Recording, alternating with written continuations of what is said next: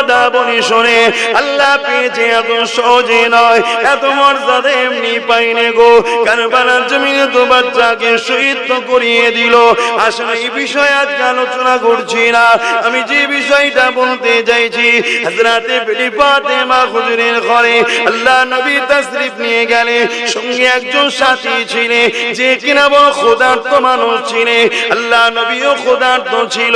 3 দিন নবী আমার নিজের পেটে পাথর বেঁধে রেখে দিয়েছিল। এ নবীর গোলামেরা, এ নবীর উম্মতেরা, এ আমার নেতার মাননেওয়ালারা, মুখে শুধু দাবি করলে হবে না, আল্লাহ অন্তরটা দেখে নেবে কে অন্তর থেকে নবীকে মানে, কে মুখে মানে। হযরতে ফাতেমা ঘরে রাসূল চলে গেলে, রাসূল গিয়ে বলতে লেগেছে, ফাতেমা রে, ঘরে কি তোমার কিছু খাবার আছে? এ ফাতেমা, তোমার আব্বা জান 3 দিন খায়নি, আমার আল্লাহ যে হালে রেখেছে কোটি কোটি শুকরিয়া, কিন্তু আমার সাথে একজন মানুষ রয়েছে যে বড় ক্ষুধার্ত মানুষ, 2 দিন খায়নি। এ ফাতেমা, তোমার ঘরে কি কিছু খাবার আছে?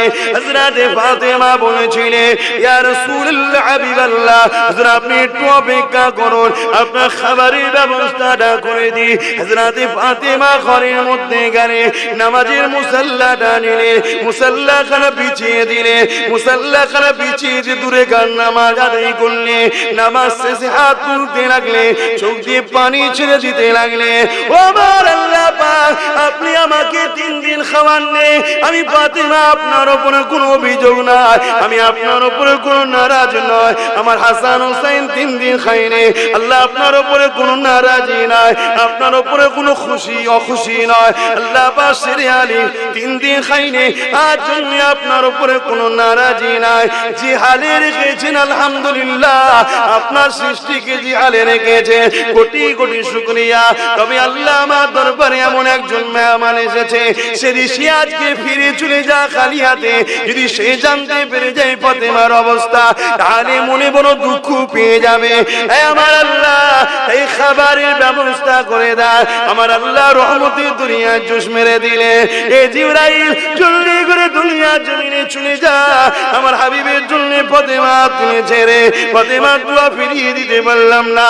জান্নাতি খানচা নিয়ে, জান্নাতি খাবার নিয়ে হযরতে জিবরাইল চলে আসে, ফাতেমার কাছে হাজির করে দিলে। হযরতে ফাতেমা খানচা শুনে আমার রাসূলুল্লাহর খিদমতে দিয়ে দিলে। আল্লাহ নবী খেতে যাবে, খাবারটাকে নিয়ে নবী চিনতে পেরে গেলে, কেন তামাম কায়নাত তৈরি করে আল্লাহ আমার নবীর নূর মুবারক থেকে, জান্নাত তৈরি হয়েছে নবীর নূরের অংশ থেকে, জান্নাতি খাবার নবী চিনবে না, হতে পারে না। এই নবী খাবার থেকে বুঝতে পেরে গেছে, এই নবী আমার খাবারটা নিয়ে ভেতরে এসেছে। এ ফাতেমা রে, এই খাবারটা তুমি কোথায় পেলে? হযরতে ফাতেমা ধরা খেয়ে গেল, কথা কেন লুকাতে পারলো না। আব্বা জান কথা চাপতে চেয়েছিলাম, আমারও 3 দিন খাওয়া হয়নি, হাসান হুসাইনও 3 দিন খাওয়া হয়নি, শেরে আলীরও 3 দিন খাওয়া হয়নি। আব্বা তথাপি আল্লাহর উপরে আমরা রাজি আছি, কিন্তু আপনার মেহমানদারি করার জন্য আমার কাছে তেমন কিছু ছিল না, তাই আমি দোয়া চেয়েছি, আল্লাহ জান্নাতি খানা হাজির করে দিয়েছে।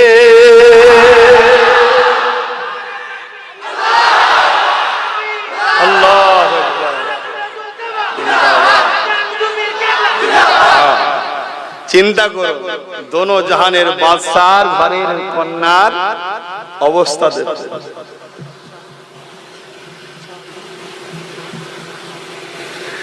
তাদের পরিবারের অবস্থা দেখুন, আর আজকে আমরা কি করছি। যদি কারো সংসারে অভাব হয়, মানেন তো নাকি ভাই বলে ছেলে বলে, কারো সংসারে অভাব হয়, বিশ্বাস করুন 41 দিন তাহাজ্জুদে নামাজ পড়ে, দরুদের ওজিফা করে, 100 বার কম করে দরুদ পড়ে আল্লাহর কাছে হাত তুলে বলুন, আল্লাহ আমার সংসারে বড় অভাব, আমার প্রয়োজন, আমার আল্লাহ আপনার 1000টা রুজির দরজা খুলে দেবে। জোরে বলুন সুবহানাল্লাহ। আপনি যাচ্ছেন কোথায়? দুনিয়া আপনাকে নানা রকম দিক দিয়ে ষড়যন্ত্র করছে। মহিলা সমিতির লোনের সিস্টেম বেরিয়েছে, মহিলা ছাড়া লোন দেওয়া হবে না। এটা একটা পরিকল্পনা, আমাদের পর্দানিশিনা মা গুলোকে বাইরে বার করা। ফর্ম ফিল আপ করার জন্য পরপুরুষের পাশে বসানোর একটা ষড়যন্ত্র, লোনের নামে এসি রুমে ডেকে নিয়ে পার্সোনাল কথা বলার একটা প্ল্যান। কেন না তারা জানে যে ইসলামের পুরুষদের দোয়া এখন কবুল যদি না হয়, মহিলাগুলোর দোয়া এখনো কবুল হবে। জোরে বলুন সুবহানাল্লাহ। তাই তারা জানে যে এদের সঙ্গে কখনো আমরা লড়াই পারিনি আর পারবো না। কেন এরা যখনই দোয়া করে আসমান থেকে আবাবিলের মতো এখনো পাখি আসবে, এখনো ফেরেশতা আসবে। জোরে বলুন সুবহানাল্লাহ। তাই এরা দুয়ার জায়গাটাকে বন্ধ করার জন্য আমাদের মা বেটিগুলোকেও বাইরে বার করছে বিভিন্ন দিক দিয়ে। তাই 10,000 15,000 টাকার জন্য, 1000 2000 টাকার জন্য আমার মা বোনেরা বেপরদা হবে। হালাল ইনকাম করা শরীয়তে জায়েজ, বেপরদা হবে। আল্লাহ আমাদেরকে সৎ বুদ্ধি দেন। আমার কথায় বেজার হচ্ছে? দরুদ শরীফ আল্লাহুম্মা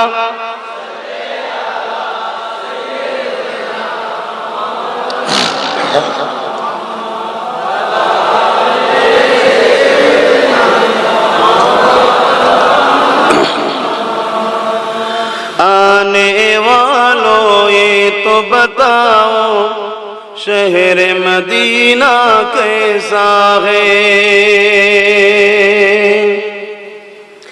आने वालों ये तो बताओ शहर मदीना कैसा है।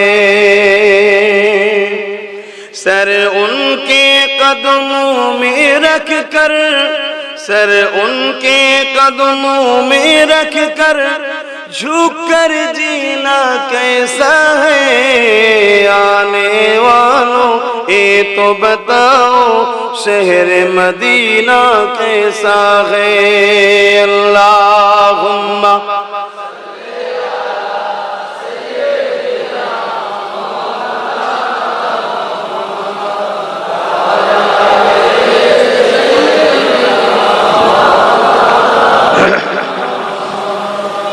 আমার বাপ ভাইরা, দুনিয়া একেবারে শেষের দিকে।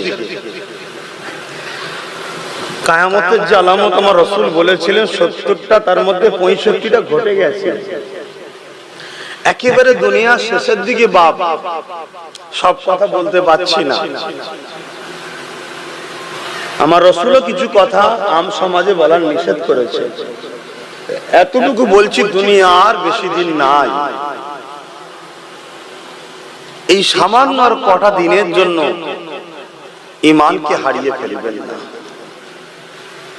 আমার তো বড় ভয় হয় রাসূল পাক সাল্লাল্লাহু আলাইহি ওয়াসাল্লামের ওই কথাগুলো শুনে, যে মসজিদ ভর্তি লোক থাকবে, ঈমানদার কেউ থাকবে না। আল্লাহ আমাদেরকে হেফাজত করে, বলুন আমিন।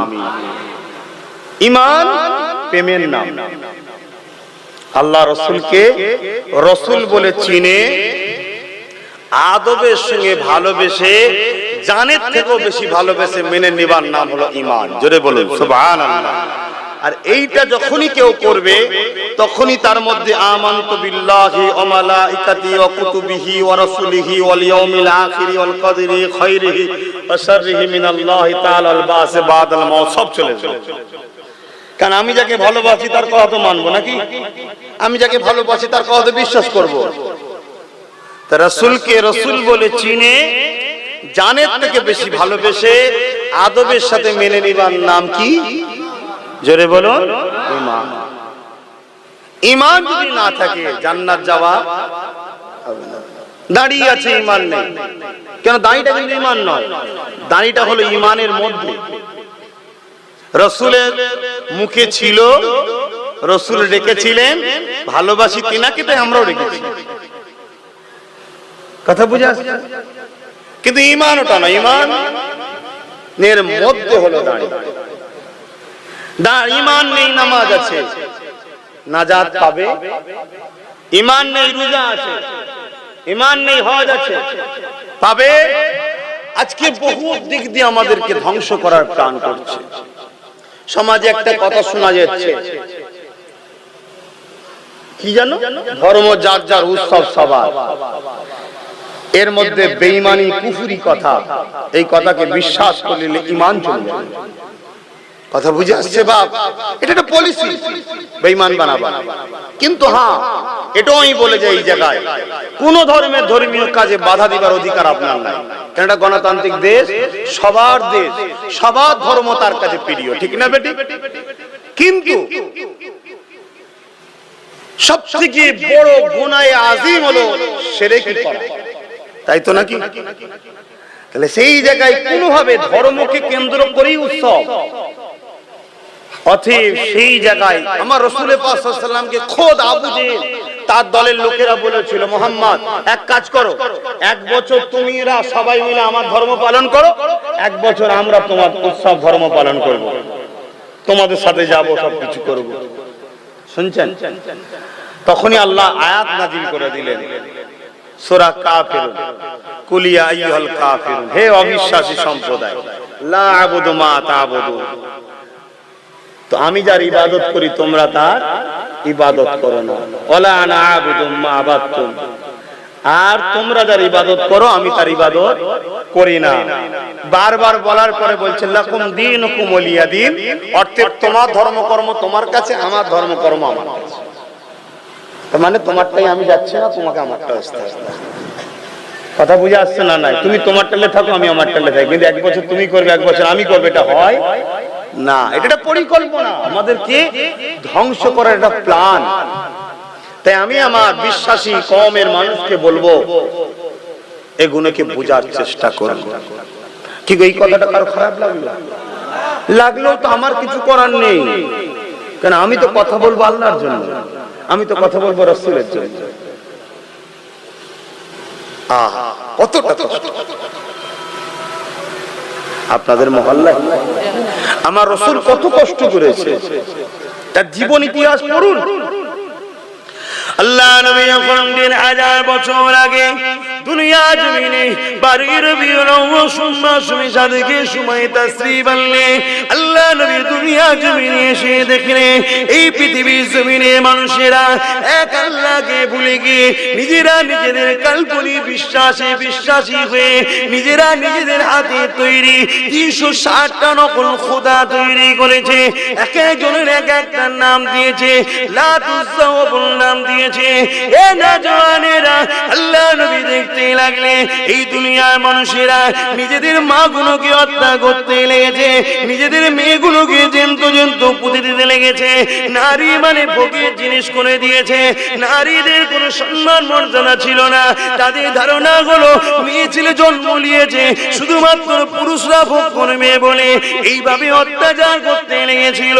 আজ থেকে 1000 কিছু কম বেশি আগে আল্লাহ নবী দুনিয়ার জমিনে তাশরীফ এনে দেখতে লাগলে দুনিয়ার জমিনের মানুষেরা তারা এমন করে গরিব দিগকে গলাতে শিকল বেঁধে দিয়ে বাজারে নিয়ে যে বিক্রি করতে লাগলো।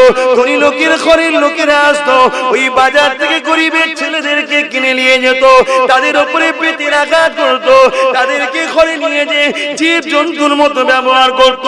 গরিবের ঘরের মেয়েগুলোকে বাজার থেকে কিনে নিয়ে যে তাদের শারীরিক নির্যাতন তৈরি করত। তাদের গর্ভ থেকে সন্তান হতো, সন্তান যদি পুরুষ হতো ওই সন্তানটাকে নিয়ে নিয়ে ওই মহিলাটাকে হত্যা করে দিত, আর সন্তান যদি কন্যা হতো ওই মহিলাকে হত্যা করে দিত, ওই বাচ্চাটাকে হত্যা করে দিত। এ যুবকেরা, এই দুনিয়া জমিনে নবী আমার বাবার মা হারা নবী এই পৃথিবীর বুক থেকে নারীদের মর্যাদাকে দিয়েছে, অন্যায়কে বন্ধ করেছে, দাসত্ববোধ বন্ধ করে দিয়েছে, এক আল্লাহকে চিনিয়েছে, শিরক থেকে মানুষকে টেনে এনেছে, দাসত্ব শিকল ভেঙে দিয়ে গরিবদের ঘরে মুক্তি দিয়েছে। আল্লাহ নবী জানিয়ে দিয়ে তোমার ঘরে যে কাজ করবে, তোমার যে লেবারি করবে, তার খায়ের খাম শুকোবার আগে তার পারিশ্রমিকটা দিয়ে দাও। আল্লাহ নবী জানিয়ে দিয়েছে নারীগুলোকে জ্যান্ত পুঁতে দিও না, নারী হলো দয়া, নারী হলো সম্মান। যে সময় নারীর কোনো মর্যাদা ছিল না, আল্লাহ নবীর কাছে একজন এসে জিজ্ঞাসা করলো, ইয়া রাসূলুল্লাহ হাবিবাল্লাহ, নারীর মর্যাদা কত, আমার উপরে কার হক বেশি? আল্লাহ নবী বললেন বললেন তোমার মায়ের, তারপরে কার তোমার মায়ের, তারপরে কার তোমার মায়ের, তারপরে কার তোমার বাপের। এ দুনিয়ার মানুষেরা যেখানে নারীর মর্যাদা ছিল না, আল্লাহ নবী সেখানে নারীকে 3 গুণ মর্যাদা দিয়ে দিয়েছে। এত সহজে হয়নি বাপ। সেই নবীর উম্মত দাবি করব, আবার সেই অন্যায়গুলো শুরু করবো আমরা? কিচ্ছু করার নেই বাপ। যদি বদমাইশি করো, জুলুম করো, অত্যাচার করো, আমার আল্লাহর কোনো যায় আসে না। দুনিয়ায় যত পাপ বাড়বে, অন্যায় বাড়বে, বেশরিয়াতি কাজ বাড়বে, শিরক বাড়বে, আল্লাহর পক্ষ থেকে একটা করে আসবে ভাইরাস, মহামারী, বিমার, ঝড় ঝাপটা, তুফান। এই তো আস্তে আস্তে দেখছিলাম সবটাই ডুবে ডুবে আছে। কি অবস্থা! আল্লাহ হিফাজত করেন, সবার রুজিতে দুবেলা পেট ভরে খাবার ব্যবস্থা করে দেন, বলুন আমিন। দুজন সমাজে পাপ করে আর ভুগতে সবাইকে হয়। যদি বলেন কেন? ওই দুজন যে পাপ করে তাকে আমরা রুখি না। এবার রুকার বিষয় ইসলাম 3 ধরনের রাস্তা দেখিয়েছে। ক্ষমতা আছে হাত দিয়ে, ক্ষমতা নাই মুখ দিয়ে, তাও নাই কমসে কম অন্তর থেকে ঘৃণা করো। ঘৃণাও থাকা দরকার তো। কিন্তু আমরা দেখা যাচ্ছে কি, যে পাপ করছে তাকেই কাঁধে করলে ঘুরছে। তাহলে আল্লাহ ছেড়ে দেবে? আজকে এই জমিনে মসজিদ বেউজ্জতি হচ্ছে, মাদ্রাসা বেউজ্জতি হচ্ছে, কোরআন বেউজ্জতি হচ্ছে, ইসলাম বেউজ্জতি হচ্ছে, রাসূল বেউজ্জতি হচ্ছে। একদল সন্ত্রাসরা কন্টিনিউ লেগে আছে। আবার ঘুরিয়ে ফিরিয়ে আমরা দেখা যাচ্ছে সেই সকল সন্ত্রাসদের পিছনে আবার হই হই করে বেড়াচ্ছে। আল্লাহ ছেড়ে দেবে? আমাদেরকে ভাবতে হবে না কি করে আমার মসজিদের ইজ্জত আবরু বাঁচবে, কোরআনের ইজ্জত আবরু বাঁচবে, রাসূলের ইজ্জত আবরু বাঁচবে। জানি আমার নবীকে কেউ গালি দিলে আমার রাসূলের কি যায় আসে না, কোরআনকে কেউ অপমান করলে কোরআনের কি যায় আসে না। কেন লাউহে মাহফুজে যে রক্ষিত আছে ওই কোরআনটার এটা ছাপা, ওটাই কিয়ামতের দিন সাজানো হবে। ওই কোরআনে, দুনিয়ার এই কোরআনকে যে প্রেম করবে একই কথা, সে কিয়ামতের দিন তার শাফাআত করে জান্নাতে নিয়ে যাবে। জোরে বলুন সুবহানাল্লাহ। কিন্তু একদল দুপায়ে পশুরা দিনকে দিন অপমান অপদস্থ করে যাচ্ছে, কিন্তু কোরআন কোনদিন কাউকে আঘাত করতে, অপমান করতে কিন্তু শিক্ষা আমাদেরকে দেয়নি। ঠিক না? ঠিক। বড় আফসোস। আসুন, আমরা নিজেরাও তো কোরআনকে অপমান করছি, আমরাও তো কোরআনকে অপমান করছি। যে ঘরে কোরআন আছে আমরা সেই ঘরে গান বাজনা থেকে শুরু করে বেশরিয়াতি থেকে শুরু করে সবটাই তো করছি আজকাল। ভুল বলছি? বন্ধ করো। এরপরও যদি মনে হয় আব্বাস সিদ্দিকী তোমার কথা নেই চলেগা, নেই চলেগা, তো কচু পোড়া হোক আব্বাস সিদ্দিকী, কিচ্ছু হবে না। আমার বয়ে গেছে।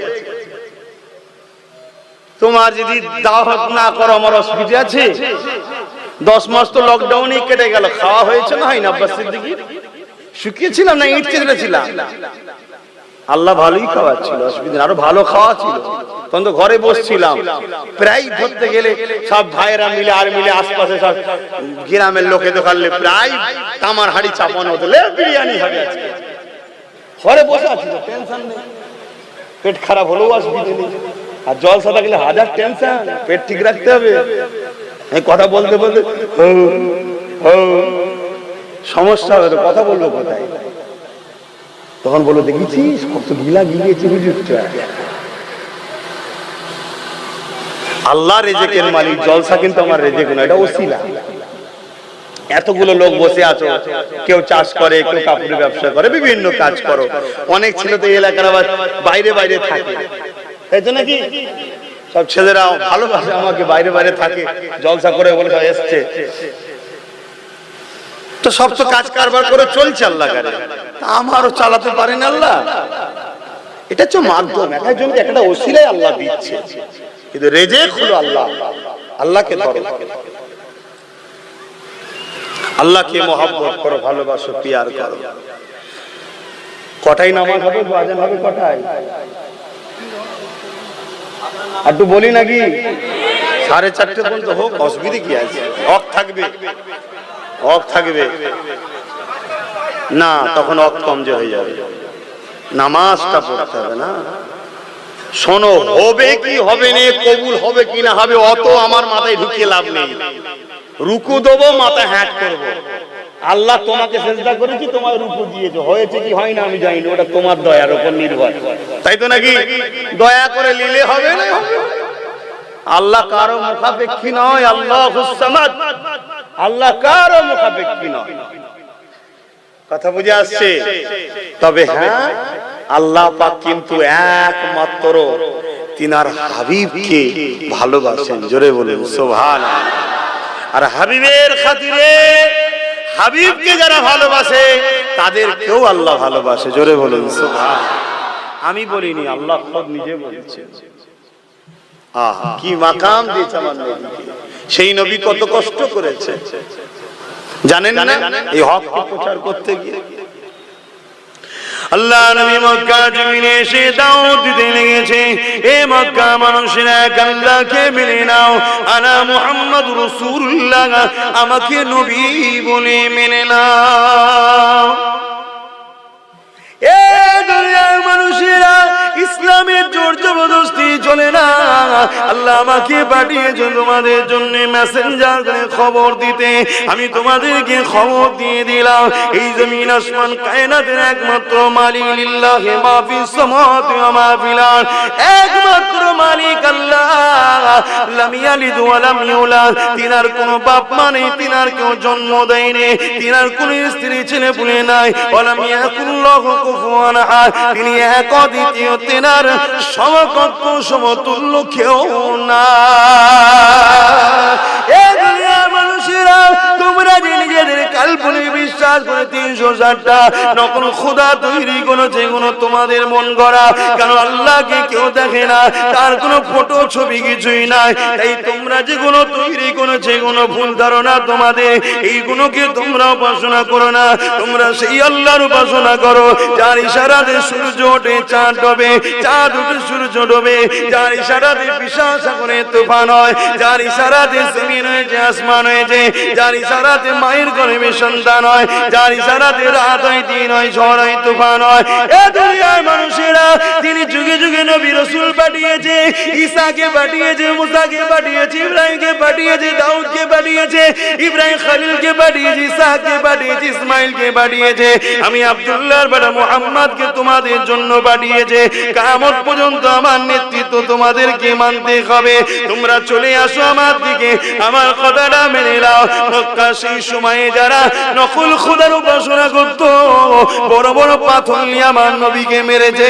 আমার নবী রক্তাক্ত খরেজে বসে বসে কাঁদে।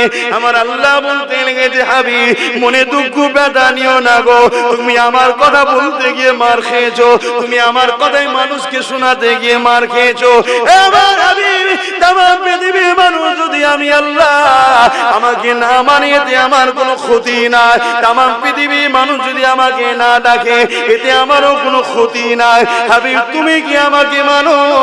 আমার নবী সাদা আগুন তুলে বলতে লেগেছে, আশহাদু আল্লা ইলাহা ইল্লাল্লাহ, আল্লাহ আমি সাক্ষী দিচ্ছি আপনি একমাত্র মালিক। আমার আল্লাহ জানিয়ে দিলেন, আমার হাবিবের তামাম পৃথিবীর মানুষ যদি আপনাকে না মানে, এতে আপনারও কোনো ক্ষতি হবে না। দুনিয়া যদি আপনাকে গালিও দেয়, এতে আপনার কিছু ক্ষতি হবে না। আমার হাবিব রে, আমি আল্লাহ মালিক সাক্ষী দিয়ে দিলাম তুমি মুহাম্মদ রাসূলুল্লাহ।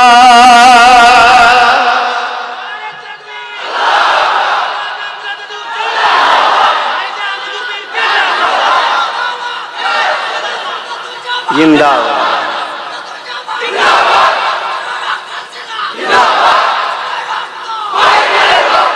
এতে এতে দুনিয়ায় কি আমার রাসূলকে মানলো, কি আল্লাহকে মানলো, আল্লাহরও কোনো অসুবিধা নেই, রাসূলের কোনো অসুবিধা নেই।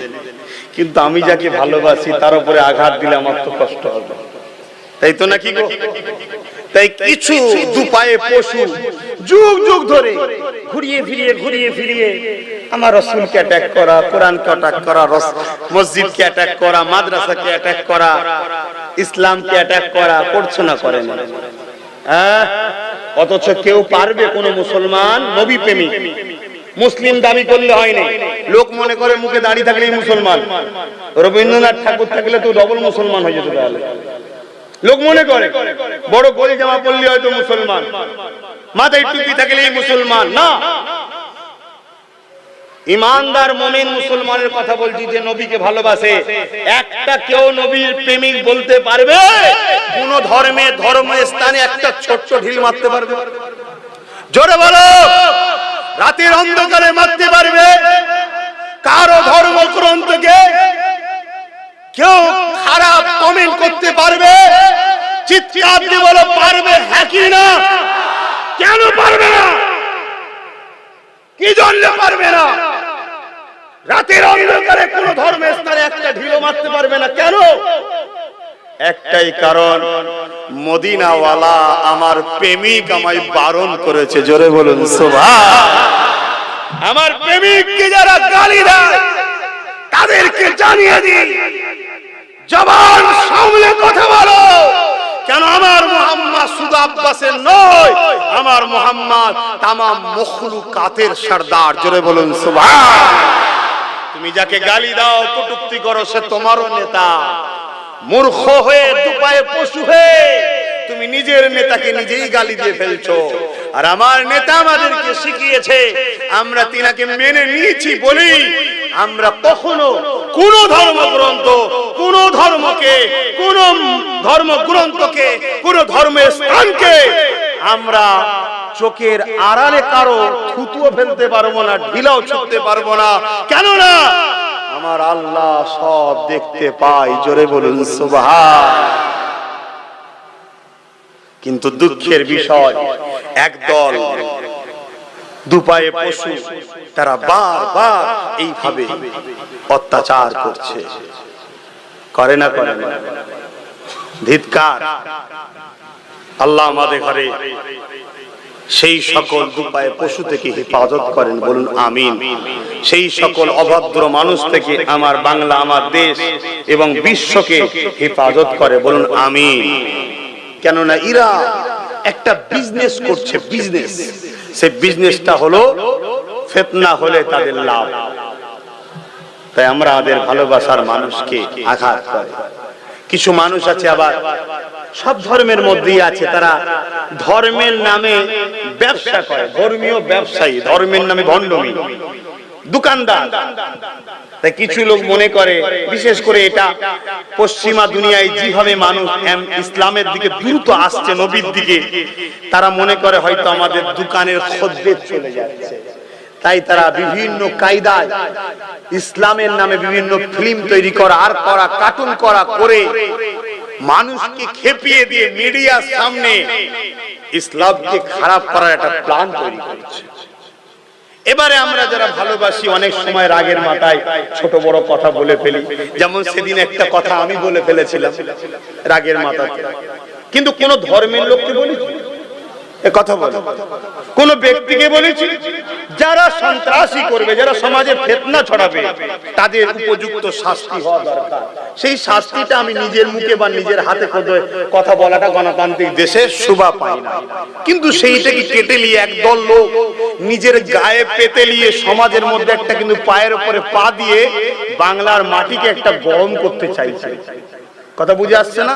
তারা বাংলায় দীর্ঘদিন দাঁত গলাতে চেয়েছিল, পারেনি, আর ইনশাআল্লাহ পারবেও না। ঠিক না বেটি? তারা যতই ষড়যন্ত্র করুক, আমরা রাসূলের আদর্শে আদর্শিত হয়েছি। আমার রাসূল কখনো কখনো নির্দোষের উপরে জুলুম করার ইজাজত দিয়েছে? জোরে বলুন, দিয়েছে?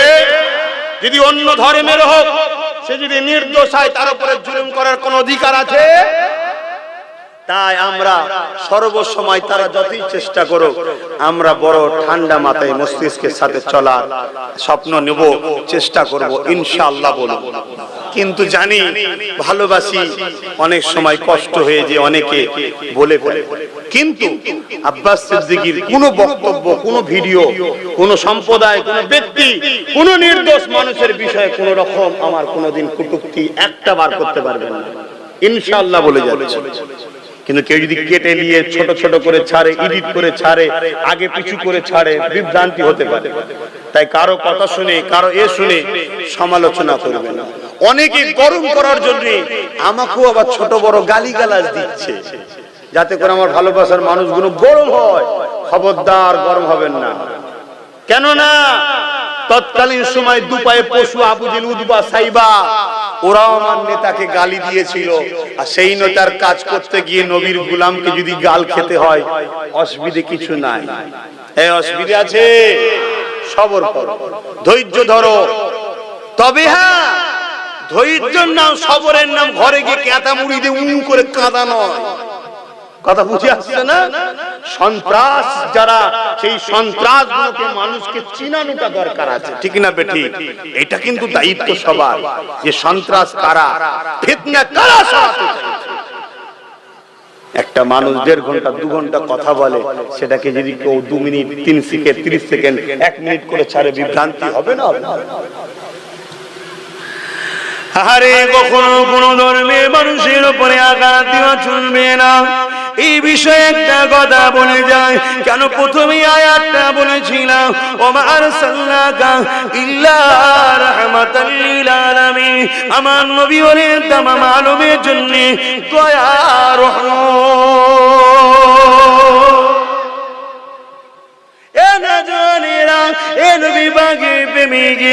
আল্লাহ নবী একদিন রাস্তা দিয়ে যেতেছে, নবী আমার এমন সময় দেখতে পান, ওই রাস্তার ধারে ধুলোবালি মাখা জায়গাতে একটা মহিলা বসে আছে, কমজোরি দুর্বল বুড়ি মহিলা বসে আছে।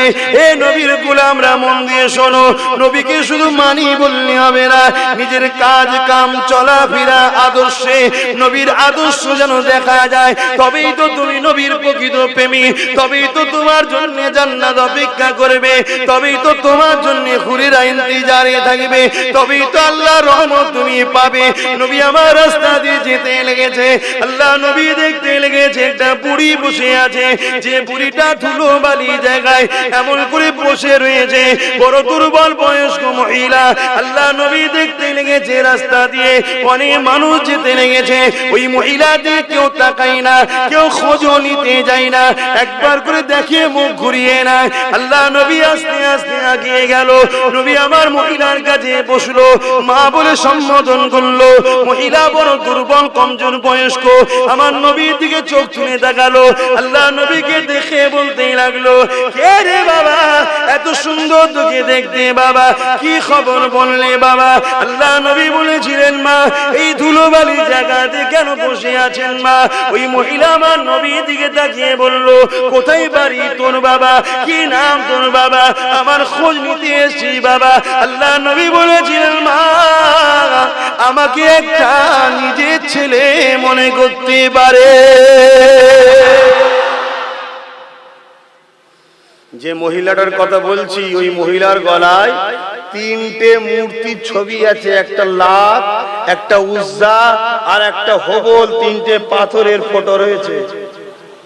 তাকে রসুল বলছে, মনে করেন মা আমি আপনার একটা ছেলে। শুনছেন?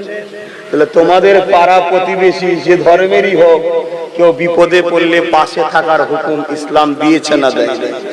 কিন্তু খবরদার, বারবার বলে যাচ্ছি, তাদের ধর্মীয় কোনো উৎসবে পার্টিসিপেট করতে যাবেন না।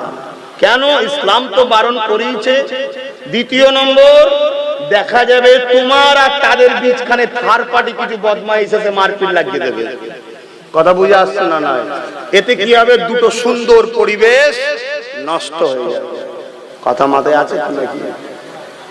না বলছে হুজুর ওইটা বললে হয়, ঘুরতে ঘুরতে যেতে হবে। হ্যাঁ,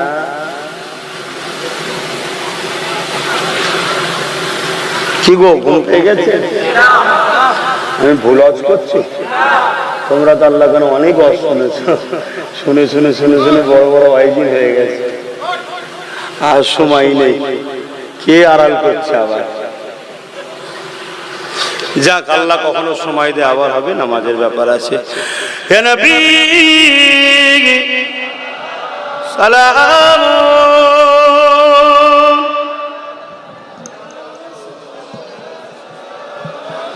পড়লেস নাই?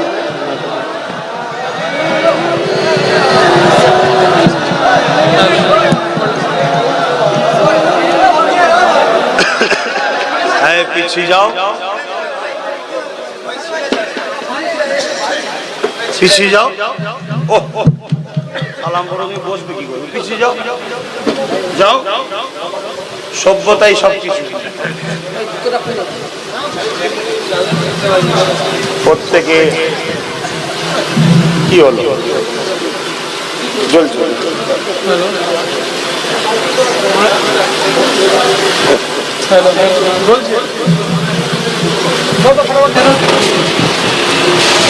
আরে রিয়াই বাবা, হ্যালো হ্যালো হ্যালো যদি কারো পায়ে জুতো থাকে জুতো খুলে নেবেন। আদব, আদবে আউলিয়া তৈরি হয়। আর বিয়াদব কি হয়?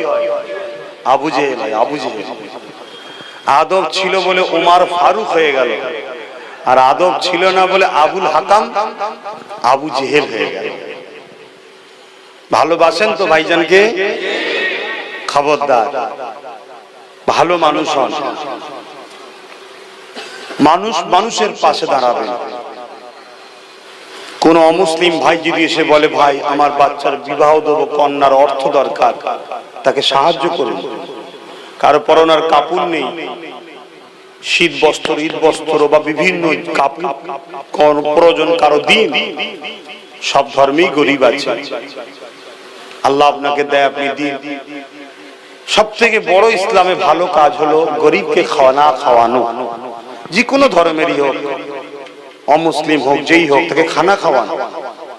কারো ঘর পড়ে গেছে, এই যেমন পানি পানি সব অবস্থা, তেরপোলের দরকার, ঘরে কিছু দরকার, দেন, কোনো অসুবিধা নেই। কিন্তু একটা জায়গা মাথায় রেখে দেবেন, যে জায়গায় আল্লাহ রাসূল অখুশি হয়, আল্লাহ খুশি হয়, সেটা হলো ধর্মীয় কাজে কখনো যাবেন না। কেন? হযরতে ফারুক আজম থেকে রায়াত, ওই সময় আল্লাহর পক্ষ থেকে লানত বর্ষণ হয়। কেন? শিরক হলো সবথেকে বড় কবিরা গুনার কাজ। অনুরোধ করে গেলাম আমার যুবকদের ঘরে, কেন এই দুনিয়ায় একটা থার পার্টি বলে লোক আছে, কি আছে না? না, দেখা যাবে তোমরা হয়তো ভালোভাবেই রয়েছো, টুক করে কিছু একটা অশান্তি করে দেবো, ওই মোল্লারাই সব করেছে, তাহলে কি হবে? পুরো 10টা 20টা 50টা, একটা জেলা, দুটো জেলা, আস্তে আস্তে সব জায়গায় একটা অশান্তি তৈরি হয়ে যাবে। ঠিক না বেটি? খবরদার ভাই আমার, তুমি তোমার ধর্মীয় পালন করো, ধর্মের উৎসবে থাকো, ধর্মীয় কাজ করো, আনন্দ করো, ইসলামের স্টাইলে করো, আর সে তার করো, সে তার করো। কথা বুঝে আসছে? তাদেরও পরিবারের স্ত্রী আছে, মা আছে, বেটি আছে, তারা একটু বেরোবে, তাদের ধর্মীয় কাজে একটু খুশি আনন্দ করে ঘুরবে। সেখানে তোমরা যদি 50-60 জন 100 জন যে ভিড় করো, তাদেরও একটা বাধা হয়ে দাঁড়াবে। এগুলোকে মাথায় রাখো। এই সব কথাগুলো সমাজে আবিষ্কার করে তথাকথিত কিছু স্বার্থলোভী মানুষ, যারা সমাজে ফিতনা হলে রাজনীতি ভালো হয়, তারাই সব প্রচার করে যে ধর্ম যার যার উৎসব সভা। নাউজুবিল্লাহ বলুন, নাউজুবিল্লাহ। এটা শিরক, এটা শিরকি কথা, এর মধ্যে শিরকি কুফরি আছে।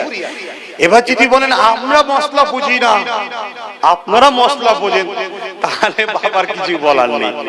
কি গো ইমাম সাহেব, মাওলানা সাহেবরা, এখন কেউ যদি বলে তোমরা মশলা বোঝো নাকি, তাহলে যদি বলেন আর কিছু বলার নেই।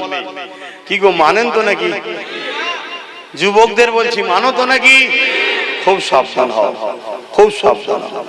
লোভে পাপ, পাপে মৃত্যু। প্রথমে হারাম খাওয়াবে, হারাম খাওয়া অভ্যেস হয়ে গেলে দেখবে আস্তে আস্তে জমি জায়গা সব লিখে নেবে, আস্তে আস্তে দিশে হারা হয়ে যাবে। আব্বাস সিদ্দিকী অনেক বলেছে, অনেক বুঝিয়েছে, ক্যাসেট খুলবেন, সব টাইমে টাইমে মিলিয়ে নেবেন, আর বাপ বেশি কিছু বলবো না। যার ভালো লেগেছে চলে এসেছে, দাম থাকে প্রকাশ্য থাকুন, আর নাই দিলে দিলে ভাইজানকে রাখুন। ফলো রাখবেন পীরজাদা এমডি আব্বাস সিদ্দিকী বা পিএবিএস, কি করছি না করছি ঠিক সময় ঠিক জায়গায় ঠিক টাইমে কাজ করে করে করে চলে যাবে। আর যার দম আছে প্রকাশ্য থাকুন। কথা বুঝে আসছে না?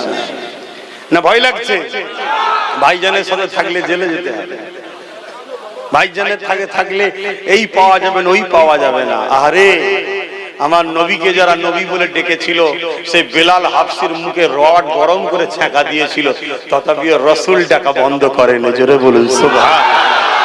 আব্বাস সিদ্দিকীর কথা বলতে আসেনি, আব্বাস সিদ্দিকী কথা বলতে এসেছে সেই রাসূলের কথা। জোরে বলুন সুবহান। যেদিন আব্বাস সিদ্দিকীর কথা বলবে সেদিন আব্বাস সিদ্দিকীর কথা তো মানা যাবে না। আমি যা কিছু করি রাসূলের কথা অনুযায়ী। তুমি আমায় বুঝতে ভুল করতে পারো, আমি বললাম তো এ থেকে জেড, শুরু থেকে শেষ সবকিছুই হলো আমার রাসূল আমাদের জন্য মডেল।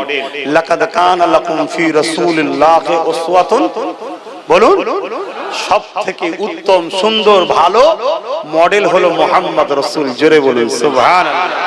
তাই সবকিছু ব্যবসা বাণিজ্য কারবার লেনদেন উঠা বসা মা বাপের সঙ্গে মিল মহব্বত, পাড়া প্রতিবেশীর সঙ্গে মিল মহব্বত, অমুসলিমের সঙ্গে মিল মহব্বত, এমনকি কেউ যদি রাষ্ট্র চালাবার শখ করেন, জেলা চালাবার শখ করেন, রাজনীতি করার শখ করেন, তাও মুহাম্মদ রাসূল থেকে শিখতে হবে, অন্য কারো থেকে নয়। এটা তোমার আমার ধর্মীয় স্বাধীনতা। জোরে বলুন সুবহানাল্লাহ। আমার রাসূলের জীবনে মদিনা শরীফের জিন্দেগি রাষ্ট্র কায়েম করেছিলেন। একটা কোন কাজ কারো ক্ষমতা নেই যে বলতে পারবে যে এইটা রাসূল ভুল করেছিল।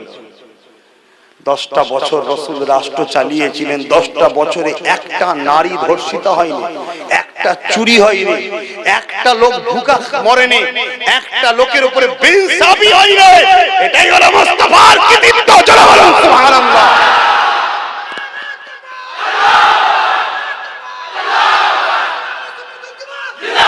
পৃথিবীর সবকিছু উত্তম মডেলটা হলো মুহাম্মদ রাসূল। জোরে বলুন সুবহানাল্লাহ। হয়তো কেউ ভাবতে পারেন আব্বাস সিদ্দিকী তুমি তো বলবেই, কেন তুমি তো মানো না। আমি বলছি না, আমি তো ফজকে আজকে সবে পড়ছি, আমি তো ছাত্র।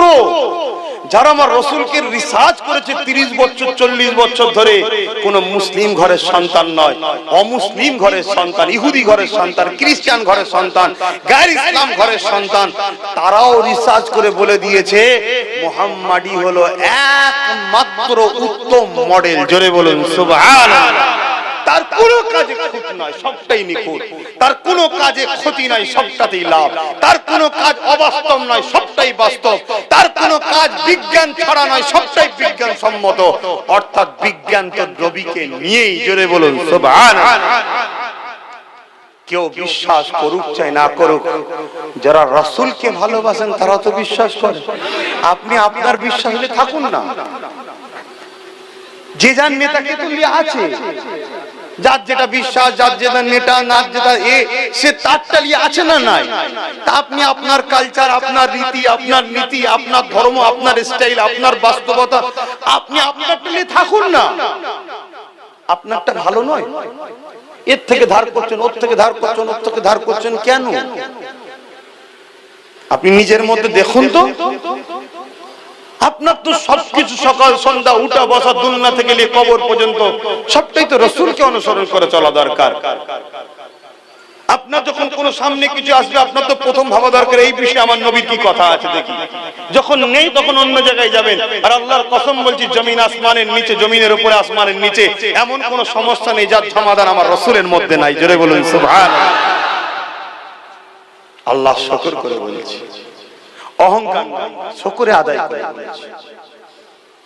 যার যেটা ভালো লাগছে সে তার ভালোবাসার মানুষ কেলে থাকুক। কারো ভালোবাসার উপর আঘাত দিলে সে আমার ভালোবাসার উপর আঘাত দেবে। কিন্তু আমার প্রেমিকটা, আমার নেতাটা এত নিখুঁত, আমি ভালোবাসার মানুষদের ঘরে বা আপনাদের ঘরে শোনাবার, প্রচার করার স্বাধীনতা আমার আছে না না?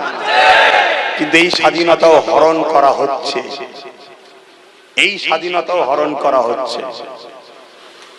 ঠিক আছে, ইনশাআল্লাহ কেউ যদি ভুল করে তা বলে আমরা ভুল করব তা নয়। আমরা অবশ্যই আমাদের রাস্তায় চলতেই থাকবো। ডায়ে বায়ে পিছনে কোনো দিকে তাকাবার সময় আমাদের নাই। কারণ হাতি যখন ঢোকে অনেকে অনেক কিছু বলে, অনেক কিছু করে। ও ওর স্টাইলে হেলে দুলি আর করে, ও ওর মিজাজে আছে, ঠিক না বেটি? হ্যাঁ, মুস্তাফার গোলাম আমরা। আমরা আমাদের স্টাইলে থাকবো, আমরা আমাদের স্টাইলে চলবো। লোক আমাদের ঘরে আনকালচার বলতে পারে, গিয়া বলতে পারে, এই মডেল নয়রা, এই কঠোরীরা, হ্যাঁ যা খুশি বলকে যা। কেন আমার নজরে তুই একটা পাগল। ঠিক না বেটি? হ্যাঁ, আমি আমার স্টাইলে থাকবো, ঠিক না বে? ঠিক গো, পারবে না যুবকরা? হ্যাঁ, তবে আবার বলছি, আমার রাসূল বলেছেন, সংখ্যালঘু যারা আমার উম্মতরা, তোমাদের কাছে যদি কোনো সংখ্যালঘু থাকে, তাদের উপর যদি তোমরা জুলুম করো, কিয়ামতের দিনে আমি রাসূল কিন্তু তাদের পক্ষে দাঁড়িয়ে তোমাদের বিরুদ্ধে নালিশ করব। কোন গ্রামে 100টা ঘর আছে, 30টা অমুসলিম আর 70টা মুসলমান, ওই 30টা হলো সংখ্যালঘু। ওদের উপরে যদি 70টা মুসলমান কোন রকম জুলুম করেন, কিয়ামতের দিন কিন্তু নবীকে পাশে পাবেন না। শুনছেন? কিন্তু ওদের কাজ কাম সবকিছুতে আপনাদের সহযোগিতা করতে হবে, ভালোবাসতে হবে, ওদেরকে পিয়ার করতে হবে, ওদের সুখে দুঃখে সাথ দিতে হবে, ওদের কোনো অসুবিধা হয়। কিন্তু একটা জায়গায় মাথা রাখবেন, ধর্মীয় ব্যাপারে কোনো বাধাও দেবো না আর জড়িয়েও থাকবো না। মনে রাখবেন, ইয়া নবী